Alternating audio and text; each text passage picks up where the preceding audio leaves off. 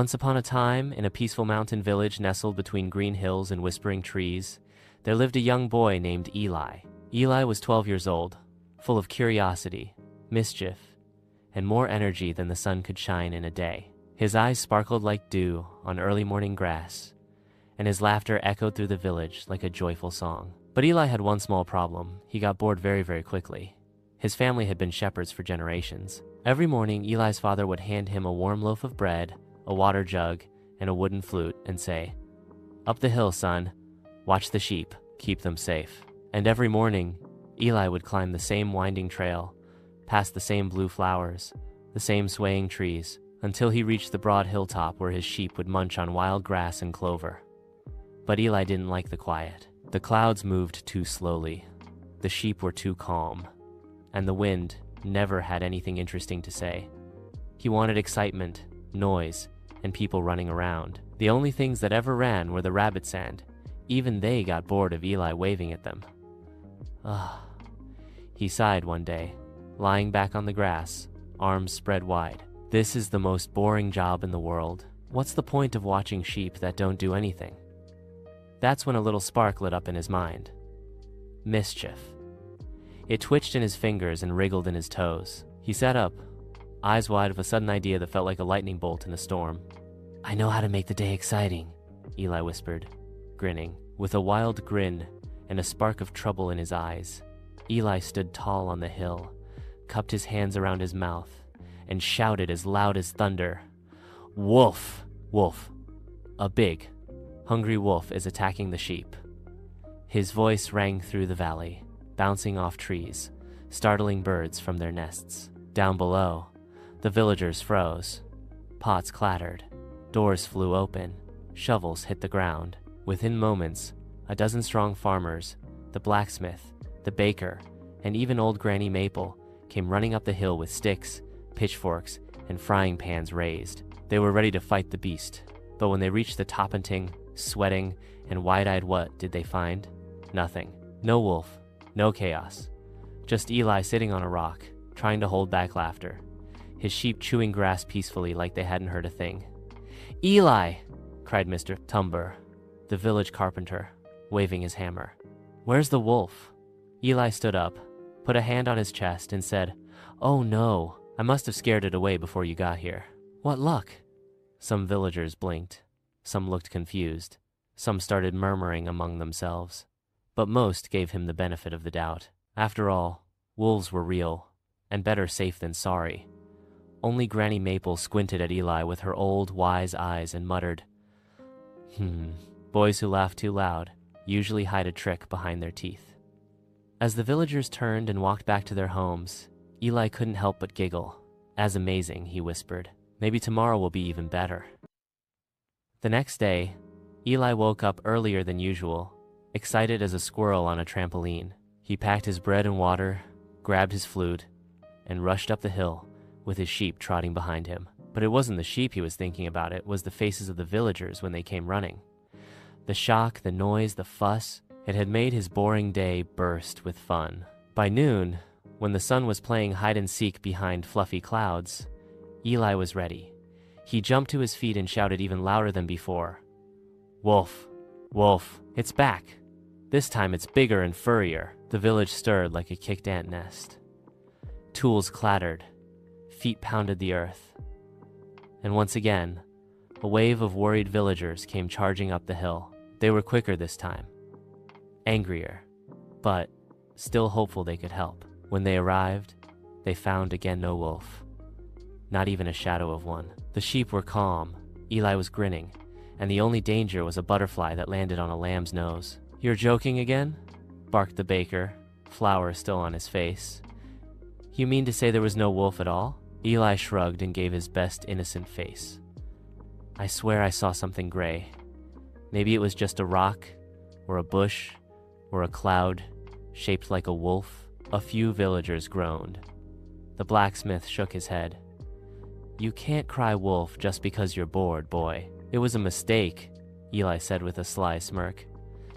"Next time I'll be sure." As the villagers grumbled and marched down the hill again, Eli flopped back on the grass and laughed so hard his stomach hurt. Who knew herding sheep could be this fun? But down in the village, whispers were beginning. Granny Maple stirred her tea slowly and said, "A tongue that twists the truth will tangle its own tail." The morning after the second prank, the village was quieter than usual. People avoided Eli's family in the market, shook their heads, and muttered under their breath. Even Eli's father looked troubled. He didn't say anything as he handed Eli the bread and jug, but his eyes spoke louder than words. "Up the hill, and be careful," he said finally, his voice low. Eli waved it off. "I always am." But as he climbed the hill, even the birds seemed to chirp with suspicion. The wind that blew through the trees carried whispers, not songs. Still, Eli smiled to himself. "They'll forgive me soon. One more laugh won't hurt."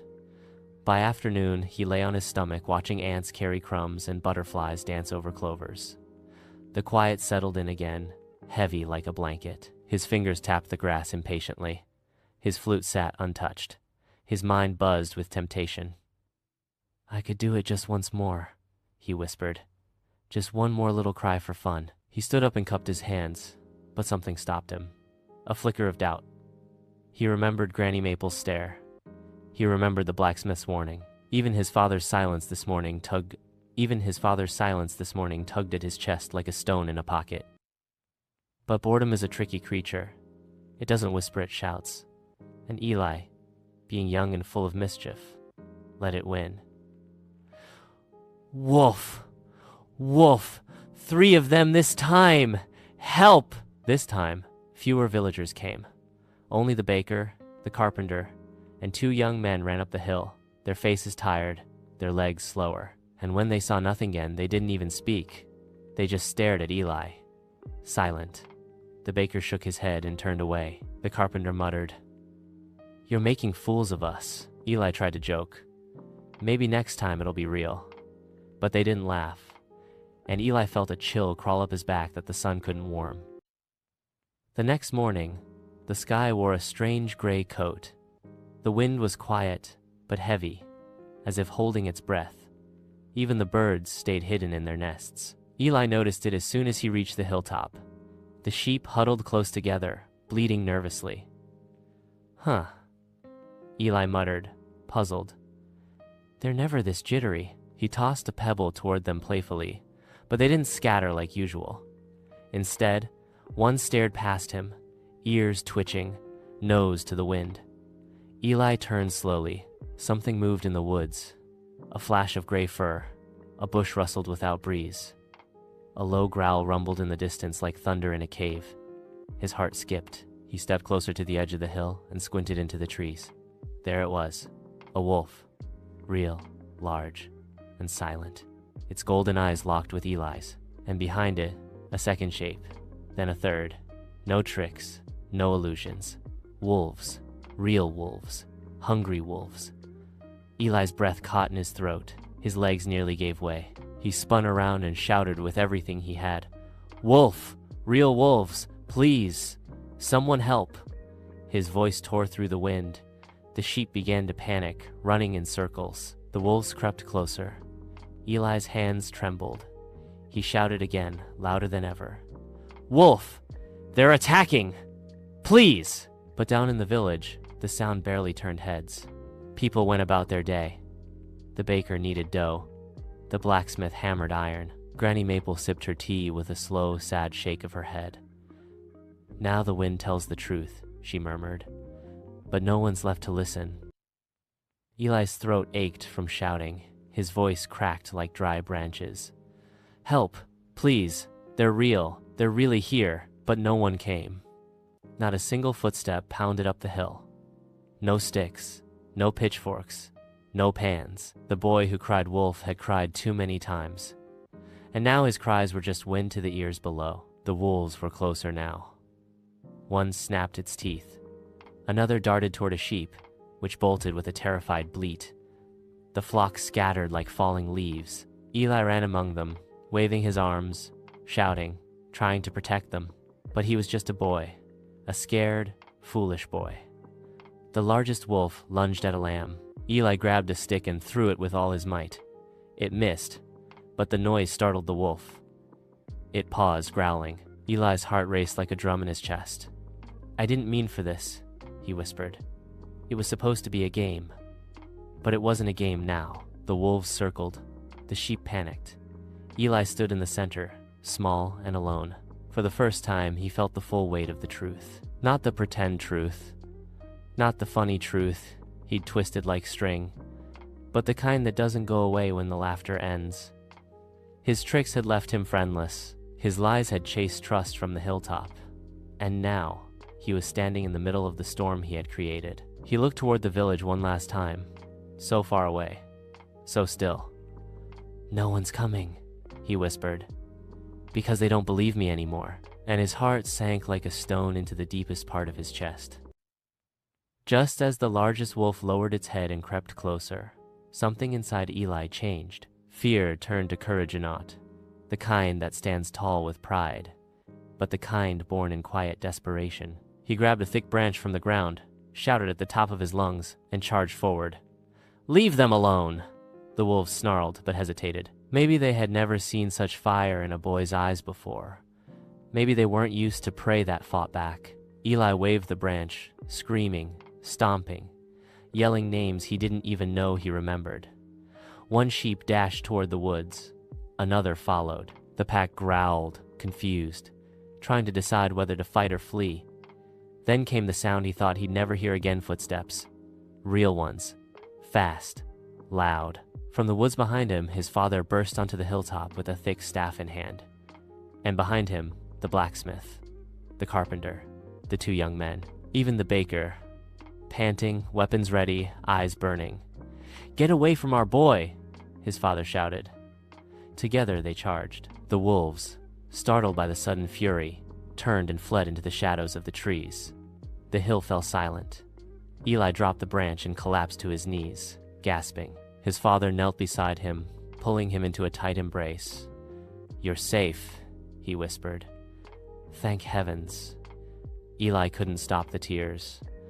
"I lied before, and no one came." His father held him tighter. Sometimes trust breaks, but sometimes love still listens. That night, Eli didn't sleep much. Neither did the village. He stood in front of them all the next morning, ashamed, nervous, humbled. "I lied. I tricked you. And when the danger was real, I was alone. I don't deserve your forgiveness, but I want to earn it. I'll work. I'll guard the sheep. I'll never lie again." The villagers were quiet. Then Granny Maple stepped forward, cane tapping gently. "Truth is a heavy thing to carry," she said. "But when a boy learns its weight, he becomes a man." From that day forward, Eli never cried wolf again. Not for fun, not for tricks. And though it took time, the village forgave him, slowly, like flowers blooming after frost. And the hill, once silent and still, became a place of strength, watched over by a boy who had learned the hardest lesson of all. Not just that lies are dangerous, but that truth, once broken, is a mountain that must be climbed to win back the world.